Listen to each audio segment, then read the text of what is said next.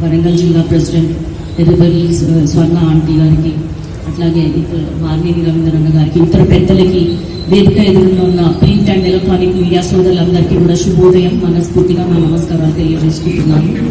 నా మీద ఏదైతే నమ్మకంతో ఏఐసిసి అధినాయకత్వం కానీ, పిసిసి అధినాయకత్వం కానీ నన్ను నమ్మి నాకు టికెట్ ప్రకటించడం జరిగింది. ఆ విధంగానే మేము సీఎం రేవంత్ రెడ్డి గారి ఆదేశాల మేరకి నియోజకవర్గ మండల స్థాయి సమావేశాలు నిర్వహించుకుంటున్నాము.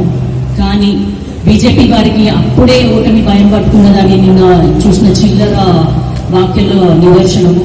అప్పుడే అంత భయం ఎందుకు? మీ పార్టీ విధానాలు మాట్లాడండి. మీ పార్టీ ఏం చేసింది గతంలో 10 ఏళ్ల నుంచి తెలంగాణ జిల్లాలకి, మరి ముఖ్యంగా వరంగల్ జిల్లాకి ఏం చేసింది? ఇక ముందు గెలిస్తే పొరపాటున మీరేం చేయబోతున్నారు? మీ పార్టీ విధానాలు మాట్లాడండి. ఒక అభ్యర్థి యొక్క వ్యక్తిగత జీవితం గురించి మాట్లాడాలంటే మీ ప్రచారం అంత డొల్లగా ఉందా? మీకు ఎలాంటి మాటలు లేవా మీ దగ్గర?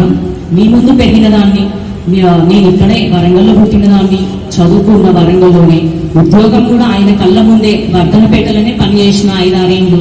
మరి అప్పుడు లేని ఇబ్బంది ఇప్పుడు ఎందుకు వస్తుంది? గుంటూరు వాసినట్టు అంటే నేను గుంటూరులో ఉండడం ఆయన ఎప్పుడు చూశారు? ఆయన ఎంత వరంగల్ బిడ్డనో నేనంత వరంగల్ బిడ్డని. ప్లస్ నేను రాణి రుద్రమ వారసురాల్ని, సమ్మక్క సారక్క ఆశయాలతో ముందుకెళ్తున్న దాన్ని, ఇక్కడున్న ఎమ్మెల్యేల సహకారంతో, ప్రజల ఆశీర్వాదంతో మన వరంగల్ వాసిగా ఢిల్లీలో వెళ్ళి మాట్లాడాలన్న ఉద్దేశంతో నేను రాజకీయాల్లోకి వచ్చిన దాన్ని. కొత్తగా రాజకీయాల్లోకి వచ్చిన మీరు గత 10 ఏళ్ల నుంచి రాజకీయాల్లో ఉన్నవాళ్ళు మీ ప్రచారం ఇంత డొల్లగా ఉంటుందని నేను ఎప్పుడు భావించలేదు.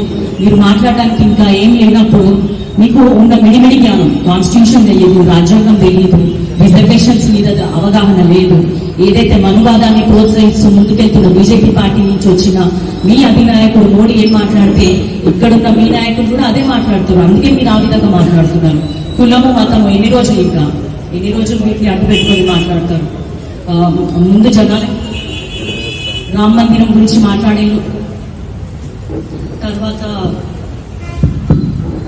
అక్షింతలు మంచిలు మంచిదే, కానీ అభివృద్ధి ఏం జరుగుతుంది? మీరు ఏం చేస్తున్నారు? ఒక అమ్మాయి, మహిళలకి అసలు రాజకీయాలు చాలా కొత్త, మహిళలు చాలా తక్కువ మంది వస్తున్నారు. ఇంత విధంగా ఆడబిడ్డని, మీ కళ్ళ ముందు పెరిగిన బిడ్డని నేను మా డాడీ చిన్న 94 ఎమ్మెల్యే అయినప్పుడు 7th క్లాస్లో ఉన్నా, ఆయన ఉన్నాడు. ఆ ఫోటోలు కూడా ఉన్నాయి మా దగ్గర. అట్లాంటి మీ కళ్ళ ముందు పెరిగిన బిడ్డ నేను వరంగల్ వాసిని కాకుండా గుంటూరు వాసిని ఎట్లయినా. ఇంకొకటి, నేను ముస్లింని పెళ్లి చేసుకున్నంత మాత్రాన నా కులం మారుతుంది, మతం మారుతుంది. నేను స్పెషల్ మ్యారేజ్ యాక్ట్ ప్రకారం పెళ్లి చేసుకున్నాను.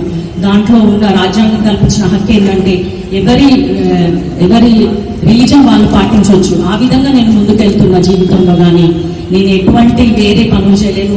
నేను రైతుల భూములు లాక్కోలేదు, భూకబ్జాలు చేయలేదు, దంతాలు చేయలేదు, తన మన భేదం లేకుండా అన్యాయం చేయలేదు, అక్రమాలు చేయలేదు. మొన్ననే ఓడిపోయినావు కదా, ఓడిపోయి కూడా 3 నెలలు అయితే లేదు. నువ్వు ఏ ధైర్యంతో మళ్ళీ లోక్సభకు వస్తున్నావు, లోక్సభ ఎన్నికలకు వస్తున్నావు? ఒకటి, వర్ధనపేటలో మింగిన భూములు సరిపోలేదు అన్నట్టు ఇప్పుడు వరంగల్లో మిగిలిన 6 నియోజకవర్గాల భూములు మీరు కావాలా? భూభాగాలు సురుడి ఆకలి తీరనట్టుంది. నేను కోరుకునేది ఏంటంటే, భూములు ఉన్నోళ్ళు, ఆస్తులు ఉన్నోళ్ళు జాగ్రత్త, వ్యాపారవేత్తలు జాగ్రత్త. మీ ఆస్తులు కాజేయడానికి ఒక దొంగ మీ ముందుకు వస్తున్నాడు. కాబట్టి మీ ఆడబిడ్డగా నన్ను ఆశీర్వదించండి. మీ అందరికీ తెలుసు, ఏదో ఒక విధంగా 35 ఏళ్ల నుంచి కడియం శ్రేణి ఏదో విధంగా ప్రతి ఒక్కరికి తెలిసిన వ్యక్తే. ఆయన ఎవరి దగ్గర ఒక పైసా తీసుకున్నది లేదు. ఇంకొక విషయం ఏంటంటే, మా మీద అవినీతి నిందలు మోపడానికి కూడా ఏం లేదు. కాబట్టి చాలా నీచంగా పర్సనల్ లైఫ్ లోకి వెళ్ళి మాట్లాడుతున్నారు. నేను చూస్తున్న సోషల్ మీడియాలో కూడా పెట్టుకొని మరి డబ్బులు పెట్టి మరి పోల్స్ చేస్తున్నారు. ఇవన్నీ కూడా జస్ట్ కాగితపు వేషాలే తప్ప ఇంకేమీ లేదు. మంచి ప్రచారం ఏమైనా ఉంటే, మంచి విషయాలు ఏమైనా ఉంటే మాట్లాడండి. ఆ విధంగా మనం ప్రజల ముందుకు వెళ్దాం. కానీ వ్యక్తిగత జీవితాలతో ముందుకెళ్తే సాధించేది ఏం లేదు. 2వ ప్లేస్ కాదు కదా, 3వ ప్లేస్, అందులో డిపాజిట్ కాకుండా పోతారు అని మీకు అందరికీ తెలియజేస్తూ సెలవు తీసుకుంటున్నాను. Thank you. Doctor Kalyan Kavya గారు, పార్లమెంట్ సభ్యులు సోదరులు కృష్ణ దయాకర్ గారు, వేదిక పైన మిత్రులందరికీ, పెద్దలందరికీ, మా మీడియా సోదరులందరికీ, print, electronic, YouTubers, press, photographers అందరికీ కూడా పేరున నా హృదయపూర్వక నమస్కారాలు తెలియజేసుకుంటున్నాను.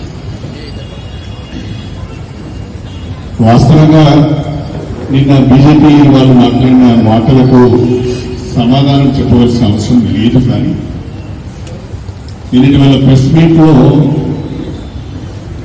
ఆ సంకుచిత ధోరణి, రాజ్యాంగం పైన కానీ లేదా చట్టాల పైన కానీ ఒక అవగాహన లేని మిడిమిడి జ్ఞానంతో మాట్లాడినట్టుగా కనిపిస్తున్నది. చెప్పుకోవడానికి పెద్దగా ఏమీ లేదు కాబట్టి ఈ 10 సంవత్సరాల నరేంద్ర మోడీ పాలనలో తెలంగాణకు చేసింది ఒరగొట్టింది ఏమీ లేదు కాబట్టి, అదేవిధంగా వరంగల్ జిల్లాకు ప్రత్యేకంగా చేసింది ఏమీ లేదు కాబట్టి విధానాల పైన మాట్లాడకుండా వ్యక్తిగత విషయాలపైన మాట్లాడడం అంటే వాళ్ళ దిగజారుడు రాజకీయాలకు నిదర్శనం. ఓటమి భయంతోనే ఫ్రస్ట్రేషన్ లో మాట్లాడుతున్నారని నాకు అనిపిస్తుంది.